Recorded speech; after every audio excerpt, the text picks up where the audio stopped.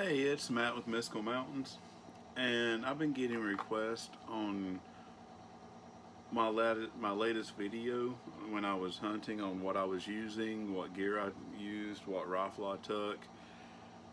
I am not a professional hunter in any way, shape, form, or fashion, but I'm going to tell you what I took. Um, your mileage may vary. So to start with, we'll do the knife. It's an LT Wright Jesmic and A2 that is Alpha 2 tool steel Scandi grind. It's semi custom. If I had 100% custom, I would have this side a convex grind going into a Scandi grind like on this side, and that's just so when you're cleaning it's going to ride along those bones better and get more meat off.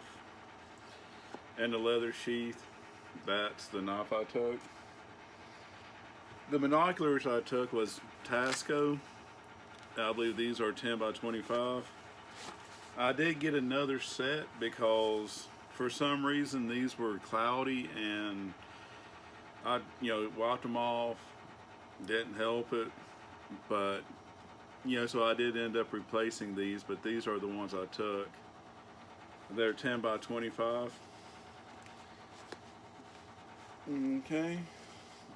My first aid was a trauma pack with Quick Clot. This is done by Adventure Medical Kits, and this is what I would assume is their outdoor gunshot bleeding emergency pack. I love Adventure Medical Kits. I have a ton of their products, but I grabbed this one and put it in my bag. Speaking of the bag, I used an old military Alice pack. I didn't want to bring a Maxpedition or a Duluth Trading Company pack, strictly because if I killed something, I didn't want to get blood on it. These things are amazing. I love Alice packs. I have like 5 of them. I took the frame off. If I needed a frame, I would just build a Roycroft pack frame. But they're durable. I drug this thing through the dirt, mud. I use it for a rifle rest. And it's still kicking. So we'll start on the outside pockets and work our way in. On this pocket, I just have like a 6x6 old beat up like $3 tarp. This was my ground cover. This would have been basically this was something for me to lay on because I prefer to shoot from a prone position, and I use the pack as a rifle rest. And the center pocket, and for some reason whenever I'm recording it's never easy to get to, but while I'm doing this I'll tell you what apps I used. I used onX Hunt. That way it has an offline mode but it still keeps track of where you're located and it's precise. So to keep from going onto private property or wandering into areas where I shouldn't have been, I use onX Hunt. So middle pocket here, and I need to go through this anyway. I have a big Ziploc bag. I have a pair of wool gloves. I have a wool boggin. That's what we call them, is boggins. It's just like a wool, hat. I have a trash bag in case I killed something or needed a trash bag. I have another clear plastic bag. I have some core bars, just for food, snacks. This right here is ingenious. It's a Maxpedition roly-poly that is a little bit bigger than your average roly-poly. and turns into a modified backpack. So I stuck that in there in case, I might have needed it. On the other pocket, I have a grenade pouch with cordage. I got probably close to 100 feet of paracord drag rope. I just daisy chained it. Use it as a drag rope, or if I was going to be out there for a while, set up shelter.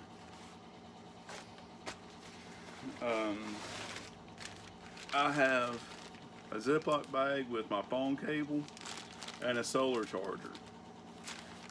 I don't know what milliamps or hours or whatever they do it in, but it's a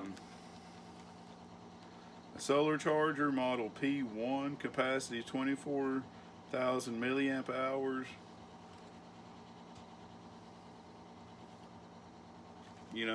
For your communications. I need to get that out and charge it. I'm just moving this to the side so I know what I've went over and what I haven't. On the inside of the bag, let me,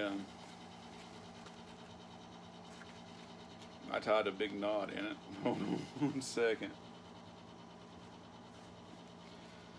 But, I was going to say something. On the solar chargers, if you can get one, like one I got, you can charge it, and it'll feed off the internal battery that's fully charged before it feeds off the solar charger aspect.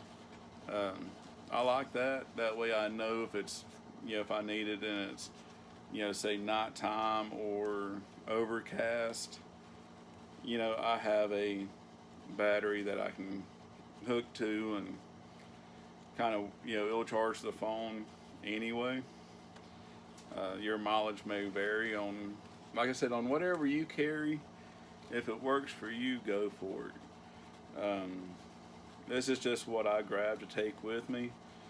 It's always evolving. And instead of getting, one thing I noticed, especially with the hunting and fishing community, is we get so wrapped up on gear, on the latest and greatest, which is great, but don't discount old military gear. You get it at a good price. It's tested. It's proven. It's great. I just had some Blaze Orange raincoat. Just because it's law where I live, you have to have Blaze Orange that's visible 360 degrees. I had an old 1952. It's actually from 1952. It's stamped on there. I'm guessing Korea era. Metal canteen cup. Now this is a newer cook stove I put on there, but I love the metal canteens. Plus a little trick you can do with the Arctic cover is in the wintertime it's designed to keep your liquid, but in the summertime you can wet this cover, and through evaporative cooling it'll keep your water cool too, for those of you that didn't know that trick. In the back of the Alice pack here I have another bag. This was my, I guess you could say, possibles bag aspect of it. I had a little bit of fat wood. I had some non-sterile gloves, for gutting. I had some Gorilla Tape. Flash. This is a 9mm clip pouch, but I just, it's just got my flashlight in. It's just your basic flashlight. It doesn't have any of the vampire lights or strobe lights or nothing like that on it. I had some shit tickets. I prefer to be clean. I like wet wipes. I mean, that's just putting it out there. I had a couple bandanas. And this little, as you can see, I'm a big fan of Ziploc bags. Waterproof, cheap, put everything in them. I had smokes. about 4 lighters, it looks like, some chapsticks. I had some of these dude wipes. You know, like I said, I'm obsessive about certain things in my life. Now here's what most people were interested in. This was my shelter setup in case I needed it. So this is a military poncho. I know they went up in price. This is just an old case I had for. Okay, what else is in here? I had more cordage, another Ziploc bag, and this grenade pouch. But this is an old military poncho. I know they went up in price. They've skyrocketed. But if you can find them, go for them. They're shelter, multi-use, everything goes along those lines. This is another old military pouch, but in this I have the poncho liner. That was my primary setup. Basically, what I did was I threw down that blue tarp, put my my bag where I wanted it, got out the poncho liner and the poncho, set it up kind of like a wiki hut, and that's what I hunted with Blaze Orange on top of that. So that's what's in the bag. Let me move this stuff out of the way, and just so my wife knows, I will be picking this up before she comes in here and starts raising hell at me. So clear off the rifle, get into the rounds, grains, all that good stuff. Okay, the rounds I used was Hornady American Whitetail Interlock, 150 grains, SP 308 Winchester. It looks like that. That's the round I was using. I like them. They work great. Yeah. The rifle. As you can see, I got it marked 308 Winchester. Open it up. This is what most people wanted to see. It is the Savage Axis 308 Winchester XP. I did put a level on it just to basically verify it. Just magnetic. The scope is a Weaver. I believe it's 3x9. It's got synthetic stock and just a paracord sling. On this one though, the thing I like about it is the action on it's smooth. Now a Tikka will be smoother, but you're also, it's 6-7 times the cost of this. But the one thing that they did get right was look how easy it was to remove that clip or magazine. That's it. There's a little opening right there, and you just push it down, comes right out. The rifle itself shoots great. It's got a floating barrel. You know, for the money, you can't beat it. Like I said, this right here will, get smoother over time. I did have to do a little bit of oiling in it, but like I said, accuracy right now, Savage is one of the best, and that's what I used. I did put a little tip until I can put a cheek rest up here. I did put masking tape for my cheek weld spot, so I don't even have to really, look at where my cheek weld is. The magnifying level, that's just for long shots. Anything over, say, 50 yards, I want to make sure I'm not canting. Canting is when you think say this is up to my shoulder, and I think it's level. If it's like that or it's like that, it can throw it off. So with this, being right there, and they're cheap enough to where if I drop it, I'm not concerned. I can look through the scope and kind of, do a glance down to here, make sure that I'm not canting before I take the shot. It's just a magnetic scope mount, is really all it is. But I just put it right there just to, so I can make sure that I'm not canting in any way. But that was the gear that I took. I like Savage. Your mileage may vary. I like Remington, Ruger. Um, I love Tikkas. I can't afford a Tikka, but if you can, go for it. For starting off, for a common man's deer rifle, Savage is great. I mean, they're accurate. Um, they shoot well.